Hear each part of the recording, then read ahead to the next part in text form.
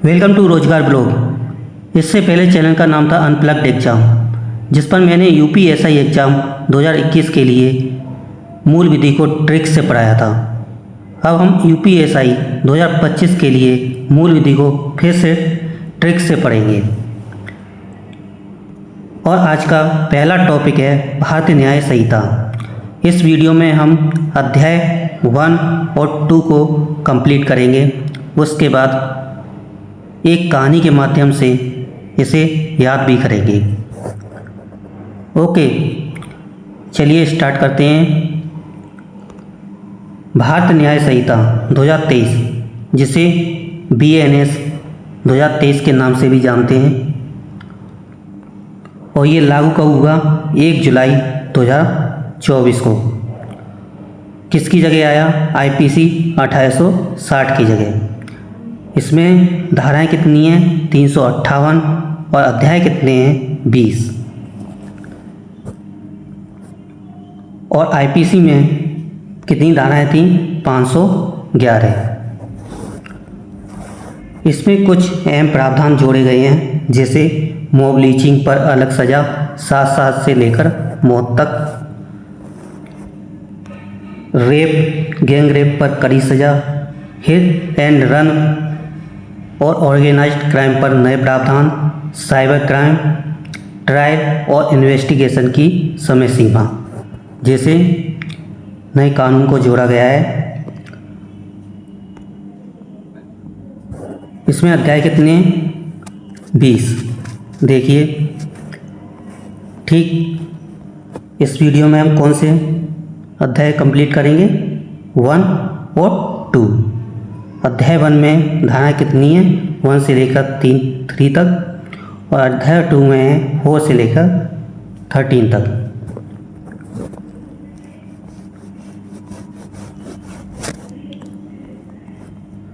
Start करते हैं धारा 1 से।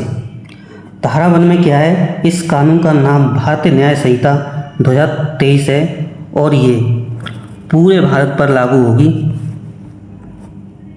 ठीक। और धारा 2 में क्या है?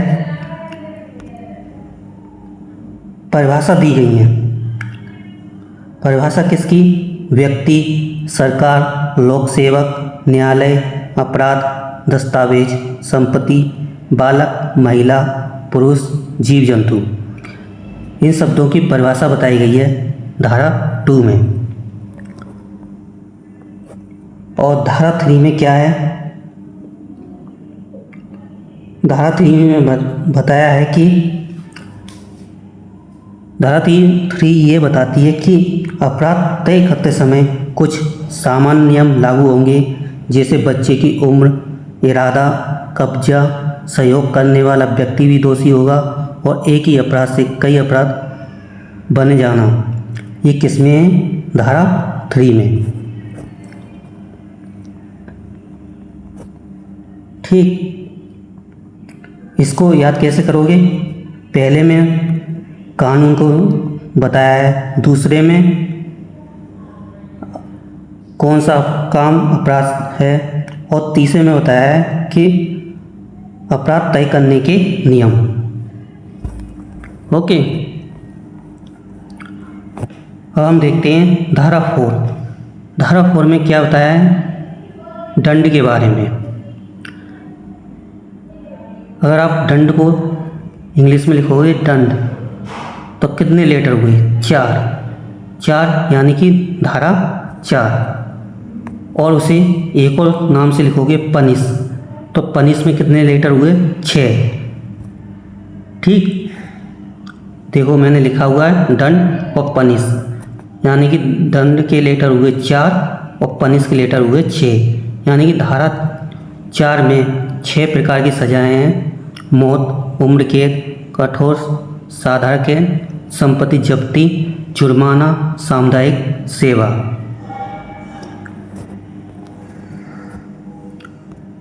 उसके बाद अगली धारा है 5। इसमें क्या है? सजा का परिवर्तन। किसी को मृत्युदंड मिला है तो क्या उसे जीवन दान दिया जा सकता है? तो ये दिया जा सकता है सिर्फ सरकार के द्वारा। ठीक, और सरकार बदल सकती है बिना अनुमति के। ओके, जैसे डेट में कितने लेटर हुए 5, तो ये 5 से कितने लेटर हो गए 4 लाइफ में। इसे याद करिए आप, 5 लेटर डेट के और 4 लेटर लाइफ के, यानी कि एक कम हुआ तो इसमें सज़ा एक कम हुई है, यानी कि इसमें सज़ा का परिवर्तन हुआ है। धारा 6 क्या कहती है कि जो उम्र कैद होगी उसे कैसे गिना जाएगा 20 साल तक। ओके, उसके बाद है धारा 7। धारा 7 क्या कहती है कि जो कैद होगा वो कठोर होगा या साधारण, या दोनों मिल सकते हैं अपराधी को। देखिए, एक काम कर रहा है, एक बैठा हुआ है, ऐसे कठोर सज़ा भी हो सकती है और साधारण भी। ओके, इसके बाद है धारा 8। इसमें क्या है, कोर्ट जुर्माना भी तय कर सकता है और अगर जुर्माना नहीं भरा तो जेल भी हो सकती है। धारा 9। धारा 9 में क्या होगा कि आपने अगर बहुत से अपराध किए हैं तो सबकी सज़ा एक साथ नहीं जोड़ी जाएगी, उसमें से मैक्सिमम दंड आपको दिया जाएगा।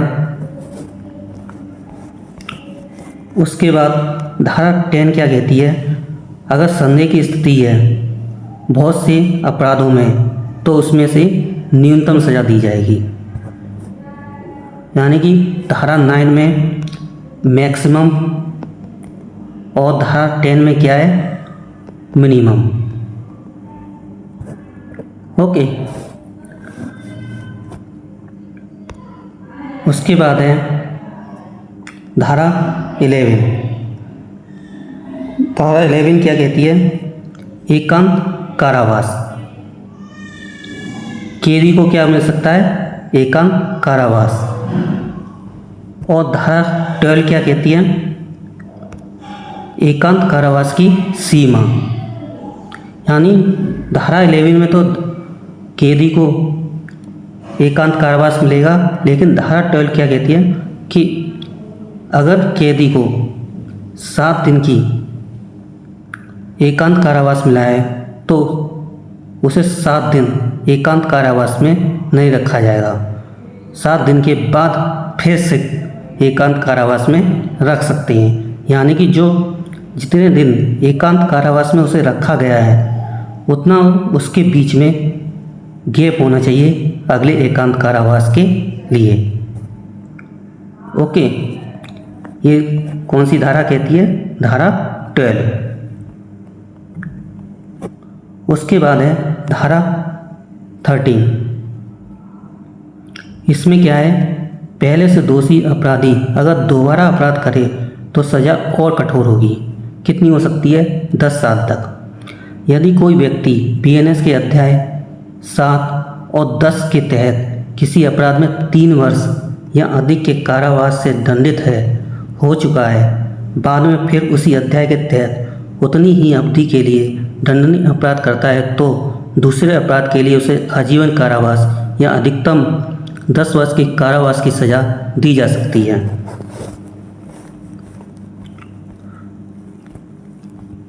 ओके, अब हम सभी धाराओं को किससे याद करेंगे, कहानी से। कौन सी कहानी है, गप्पू चोर की कहानी। ठीक, अब आप सुनिए कहानी। एक दिन गप्पू चोर ने मोहन की दुकान पर डाका डाला और मोहन को चोट पहुंचा दी। इसके बाद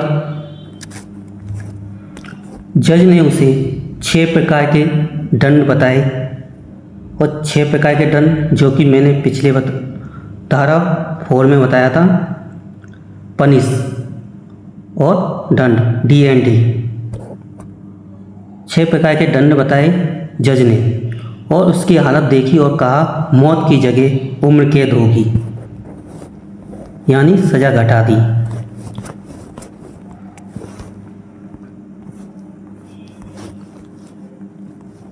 ठीक, उसके बाद इस पर मोहन ने कहा बस उम्र कैद।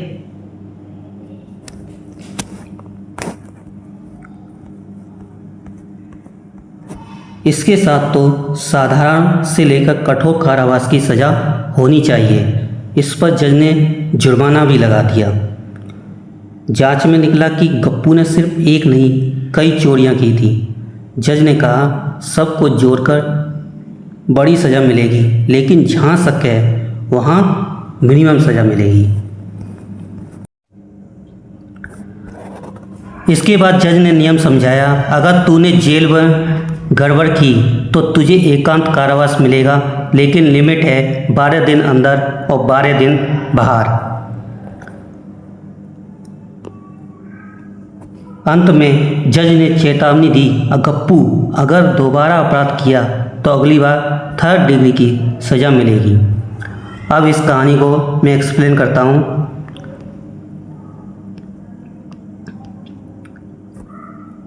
गप्पू ने क्या किया था, मोहन की दुकान में डाका डाला और मोहन को चोट पहुंचा दी। उसके बाद वह पकड़ा गया। इसके बाद जज ने 6 प्रकार के दंड बताए। 6 प्रकार के दंड किसमें थे? धारा 4 में दंड DND। ठीक, उसके बाद जज ने उसकी हालत देखी और कहा मौत की जगह उम्र कैद होगी, यानी उसकी सज़ा घटा दी। सज़ा घटाने के लिए किस में था? धारा 5 में। ओके, इसके बाद इस पर मोहन भड़क गया। मोहन ने कहा बस उम्र कैद होगी तो यानी बस यानी 20 की उम्र कैद। ये किस में है? धारा 6 में। ठीक, इस पर मोहन ने कहा इसके साथ यानी 7 तो साधारण से लेकर कठोर कारावास की सज़ा होनी चाहिए। तो आप 7 से लेकर जोड़िए कि 7 में साधारण से लेकर कठोर कारावास की सज़ा है। इस पर जज ने कहा चलो जुर्माना भी लगा देते हैं। जुर्माना किसमें? धारा 8 में। अंत में जांच में निकला गप्पू ने सिर्फ एक नहीं कई चोरियां की थी। तो जज ने क्या कहा सबको जोड़कर बड़ी सज़ा मिलेगी, यानी मैक्सिमम सज़ा मिलेगी, लेकिन जहाँ शक है वहाँ मिनिमम सज़ा मिलेगी। मैक्सिमम धारा 9, मिनिमम धारा 10। ओके, इसके बाद जज ने नियम समझाया, अगर तूने जेल में गड़बड़ की तो तुझे एकांत कारावास मिलेगा। एकांत कारावास यानी धारा 11। इसकी लिमिट भी होगी क्या? 12 दिन अंदर और 12 दिन बाहर। मैंने ऊपर क्या बताया था? 7 दिन का, लेकिन आप यहाँ कर लीजिए 12 दिन। 12 दिन से याद रहेगा धारा 12।